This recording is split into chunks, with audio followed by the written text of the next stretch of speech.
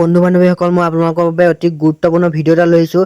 এই ভিডিঅ'টোত বিভিন্ন ধৰণৰ তথ্য ওলাইছে যে আপোনালোকৰ যিটো গ্ৰেড 4 যি ৰিজাল্ট দিছিলে সেই ৰিজাল্টটো যিহেতু মাৰ্কশ্বিটবোৰ নিদিলে অকল কোৱালিফাইড আৰু নন কোৱালিফাইড বুলি ওলাইছে, তাৰ ওপৰত বিতৰ্কৰ সৃষ্টি হৈছে পুনৰ।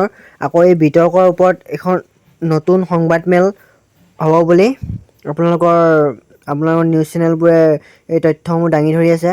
বলক এতিয়া মেইন ভিডিঅ'লৈ চাওঁ।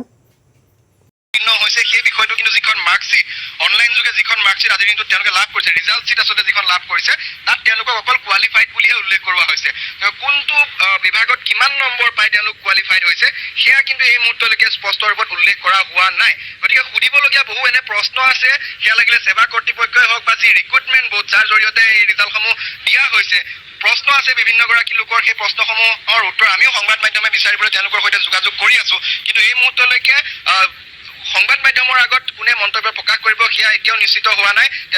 জনোৱা হৈছে যে হয়তো আধা ঘণ্টা বা এঘণ্টাৰ ভিতৰতে খুব সম্ভৱ এখন সংবাদমেল সম্বোধন কৰিব আৰু তাতেই সকলোবিলাক দিশ তেওঁলোকে স্পষ্টকৈ